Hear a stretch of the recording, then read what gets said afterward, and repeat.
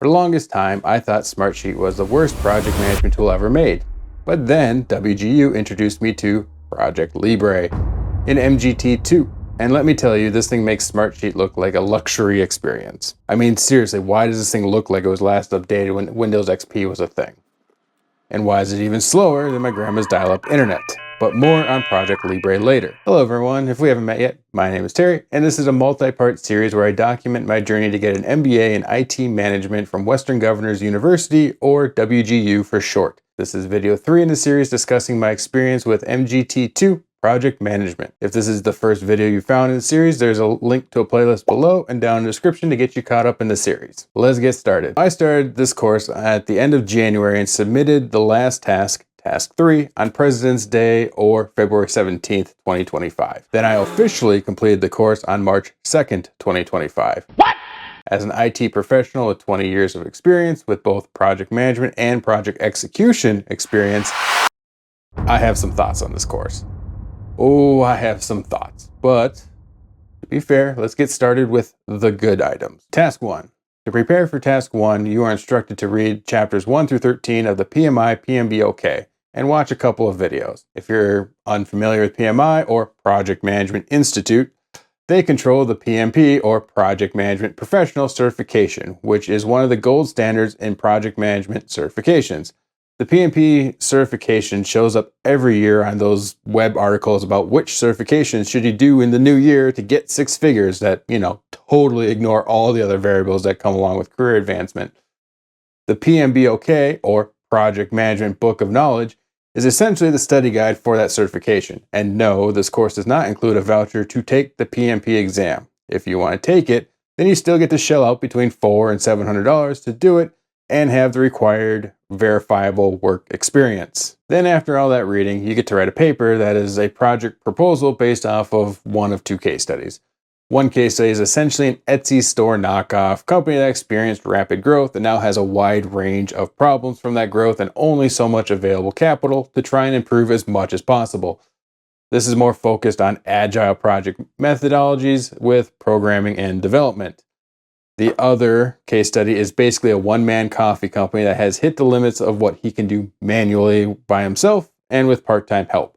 The goal is to take some of the company's savings to invest it in technology, process, and procedures to allow him to grow the company with the subtle threat that if the project fails, the company will have a severe financial hardship and or fail. This case study is targeting waterfall infrastructure project management. You pick the case study that you want to do and write your project proposal. And essentially, as long as it's appropriately supported and professionally written, you'll pass this task. I have no problem with this task. It's essentially write a paper showing you understood the assigned reading. Nothing more, nothing less. Moving on. Task 2. Task 2 is a similar situation, but is focused on sprint planning under the Agile methodology.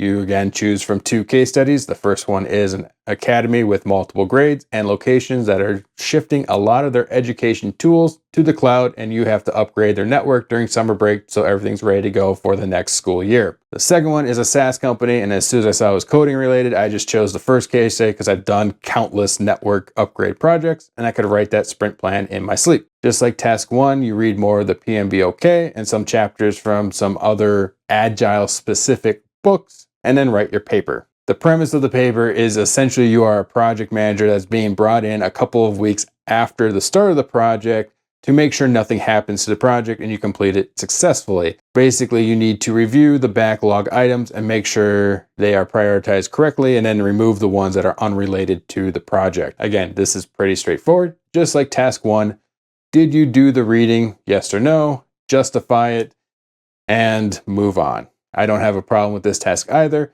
especially since, again, we're not tied to any actual certification exams with the PMP. My general advice for both of these tasks is just don't overthink it. If you have experience in either of the 2 career tracks that the case studies are obviously targeting, it is very easy to insert common real-world logic and details into these scenarios, which in the real world makes sense and generally will probably save time. But for the goal of finishing these tasks and finishing this course, complete waste of time. You'll spend time editing stuff that does not matter. Literally just line up the items from the PMBK book to the sections in the paper's templates that they provide. add your justifications and transition words, and then move on. Now on to task 3. There's so much to unpack here. I'm going to try and keep it to the point. It was a very frustrating task. I got lots of thoughts, but to summarize task 3, the only thing this task teaches is sometimes in corporate America, you are forced to use old, antiquated, inefficient software because leadership refuses to change. Except I don't think anyone would actually choose ProjectLibre over Microsoft Excel. Nonetheless, any of the popular project management software on the market today. Let's walk through it. First, not all the requirements for task 3 are under the assessment section. In all the other tasks and all the other courses, for what you're being graded on is in the assessment area. And of course, the program instructors, for all the classes add some tips and tricks in the course material to kind of trick you into going through all of it. But for this task, the actual graded requirements are partially in the assessment area, partially in the course material, and the last bits and pieces of it are quick little details that are in the hours of variously aged recorded content on how to use ProjectLibre. If you don't go through all of it, you will fail. This is what cost me 2 weeks of time, because when I looked at the requirements in the assessment section and the course materials, it was written like all the previous tasks in this course and the other courses. Essentially, present your project plan, given the details of the case study you choose, and as long as you understood the situation and what needed to be done, and you obviously presented a plan that could actually meet those goals, you'll be fine. Wrong I was. The instructors and graders are looking for one specific outcome for each case study. And if your plan does not line up with that outcome, instant fail and sent back. When this occurred, you get a statement saying you need to meet with an instructor before they will reopen the task for another submission. So when I got that notification on Thursday, I hopped into the portal immediately, scheduled the first available session with the first available instructor for that Friday. Figured I was good to go after that appointment. My appointment came on Friday, and I just tried to start with where I was coming from, like my issues with ProjectLibre, how I interpreted the case study and the gradable objectives in it. And this instructor wasn't having any of it. I don't know if they're just having a bad day or what, but the tone of the conversation, and I'm using conversation lightly here, changed as soon as I found out I had project management experience. After that, I was repeatedly cut off, and the tone was essentially, I'm right, you're wrong, shut up. And that went on for 20 minutes. As soon as I picked up on the direction of this conversation, I just let them go. I figured, okay, this is a step in the process.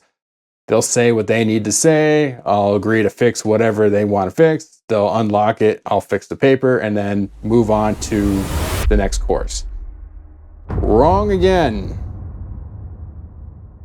After this conversation, I had to work with the head of the department to get my new submission double-checked first before they'd unlock it for grading again, which, because neither of them could answer what are you specifically looking for, what do I need to meet, this was another week and a half of back and forth emails with one change at a time to get the paper to where it needed to be regraded. Now here's the actual workflow that you need to do. Go get ProjectLibre. I know in the description they say you can use whatever project management software you want. Well, that was a lie. But in reality, if you hit any of these traps, it's going to be ProjectLibre or nothing. So save yourself the headache and have a new headache. But start building the project plan and the Gantt chart in ProjectLibre, which this on Apple is incredibly painful. The last time this crappy software was updated was 4 years ago, and it's literally 5 seconds to do anything. There's a watch the video, timestamp it, and 5 seconds to confirm a cell. 5 seconds to move the Gantt chart one section over. It's pretty painful. This is also on an M3 Pro, MacBook Pro that's like 6 months old. So it has plenty of horsepower to do this. Just the software has not been updated to take advantage of new hardware. I digress. Once you have your task list and chart built with the critical path, grab the total number of days from the stats panel and then print the whole thing to PDF. In their template, they say they only want the Gantt chart, but they don't. this will be an auto fail as well. You actually need to provide the task list with the start and end dates and the duration and the critical path and who it's assigned to, which obviously when you take that out of your PDF, that is 3 pages wide and will not fit in the center section of their template. So instead of actually pasting anything in there, just say print it out and say see attached file name PDF instead. Now you can go and close this terrible app. Now let's open Excel. Wait, Excel? Really? Yeah, you would think since this is an MBA level course and they're insistent that you use that super awesome open source version of one of the leading project management software options on the market, that they would show you how you could actually use it to track and report on work in real time in this app, right? Nope, not at all. All the point in time math and the burn down chart, everything else in the paper is done in Excel and you copy it into Word. So literally the whole point of using ProjectLibre is so they don't need to re-record material from 2015, 2017. You'll see the timestamps when those recorded. Because you can make a Gantt chart in Excel, Rike, Planner, Jira, Trello, doesn't matter. There's a number of cloud-based solutions that would fulfill the computer platform requirements and allow you to make a Gantt chart automatically from a task list. But instead, you have to do this in the hardest possible way. If you're equally frustrated about this task or hearing about it, leave me a like or leave a comment down below and we can discuss it further. Misery loves company. Now on to the tables section of the template they provide. So your options to fill this out are either watch an hour-plus pre-recorded video where they manually go through each equation one at a time to show you how to build a table in Excel. Option 2, you can meet with an instructor either voluntarily or forced once you auto-fail, and they will offer a spreadsheet to you that has the equations listed in the table, but it's not automated, so you still have to manually do the math. Or then option 3 is you can sign up for a cohort, which is a 2-hour live webinar where they walk you how to fill out that spreadsheet mentioned in option 2. Obviously, too, they heavily rely on this spreadsheet in options 2 and 3, but they don't just provide it as a course material. You have to get it in a difficult way, just like the rest of past 3. Sorry to barge in like this. I noticed an error while I was editing, but to be fair, both instructors I talked to in this whole video didn't mention it either, but just to be fair, I will call it out here. If you look in this preparing for task 3, in the middle of this paragraph, there is just a link here for a formula table. So it's not here in the tips with the rest of the stuff that you need to do this task, or it's not here in the assessment section with the supporting documents either. So it's a separate download buried in a link in the middle of a paragraph, which is this long table here that they haven't even taken the time to update to the 7th edition, which is the book that you actually have to read. And it's all the formulas in the book, not just the ones that you need for this task here. So credit to where credit is due. They did provide a spreadsheet with all the math in it without having to jump through hoops to get it. Problem is they buried it in another inconvenient spot. For options 2 and 3, this is the one that they provide as much more focus to what they are asking for in this project. So I'll own my mistakes. I should have said there's 4 options and could have made some jokes about that spreadsheet too. So back to the video. But don't worry, again, if you like doing even more manual work, that spreadsheet again does not actually have like formulas in it. They have cells with the equation in it. So you are still supposed to grab one of these and just type the answer into the cell manually, because apparently it's 1992 and learning formulas is tricky. I guess to be fair, they do give you the equation for the burn down chart to have the even distribution down from the top to the bottom. But, one automated equation out of 30 is, a start, I guess. Now that all the math is done, you need to just make your arguments of the issues you see and then turn in the project. Again, don't overthink this one. I found the infrastructure database migration case study especially special because it's clear whoever wrote it has never done that type of project before. I don't know if it is literally lack of experience in that area or if it was supposed to be we're going to make this overly simple to make up for the chaos we just made them all do in the previous part of the exam, or task, whatever. but it's super easy to pick apart the basic logic of that one. So why am I so harsh on task 3? Because of value.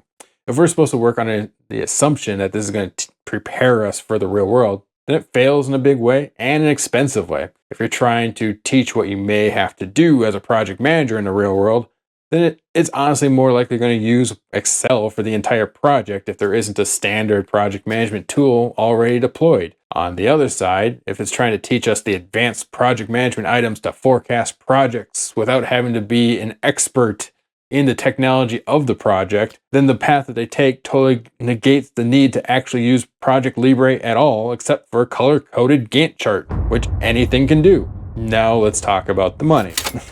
To be in good standing, you need to complete 3 classes in a 6-month term. This is both the minimum you and WGU need to provide to cover for this program. Obviously, if you can do more in that 6-month time, it's better for you both time commitment wise and financially. But for this specific MBA program, tuition is $47.55 with a $200 technology fee for ebooks and resources every 6 months. That works out to being $16.51 and 67 cents for this class. The PMBOK is $80 on Amazon. Are they really trying to say they can't take $10 or $20 for that 6 months out of that $16.50 per student or that technology fee and go to the vendors like Atlassian, Reich, Microsoft, or even ProjectLibre Cloud Edition? Are you okay? I'm fine. I just threw up in my mouth a little bit. And say, hey, we want to redevelop our project management courses across the board. We want to align with our curriculum and Project Plus PMP. We want to partner with you because you have the industry leading software. You're most closely aligned to those values, whatever it is. They're really saying they can't just take that and partner with them and have a better experience that meets all their objectives. I mean, that $10 to $20 is literally paying full price for the enterprise edition for most of those products I mentioned. Never pay full price. Nonetheless, the discounts that they would be able to work out as partnering with them with the guaranteed user count that would touch that platform every month. On LinkedIn, WGU advertises between 10 and 15,000 students start a program at their college. Granted, that's total, not the IT. But since they just have technology, nursing, and teaching, a third of that 15,000 is going to be IT. Almost all of the IT ones have a project management course in it. So at a bare minimum, that has to be at least a couple hundred users per month hitting any of those project management platforms. It's going to be a huge win for whatever vendor jumps onto that one. Most of them have a free option that is equal to or more powerful than ProjectLibre, so it wouldn't even cost what I mentioned previously to do it the better way. Lastly, if you remember my PMP blurb from earlier, if you have the professional experience, $80 for a book, $700 for a test, the PMP certification is half the cost of this experience, and you definitely have more out of it when you're done. 9 is more than 7. You know what? It is. I'm gonna go tell everybody. You should. This class starts out fine, but ends in a dumpster fire of value and ego. Every degree, regardless of school, has some test, class, process. You just need to slog through to get the checkbox to get the degree. Hopefully, for this MBA, this is that slog and nothing equal to or worse comes up down the line. If you like this video, go ahead and leave it a like down below. If you want to keep tabs on my progress at WGU to get this MBA, please consider subscribing and clicking that notification bell. That way you are notified when I finish my next class, how to be HR or something professional like that. Until next time, bye now.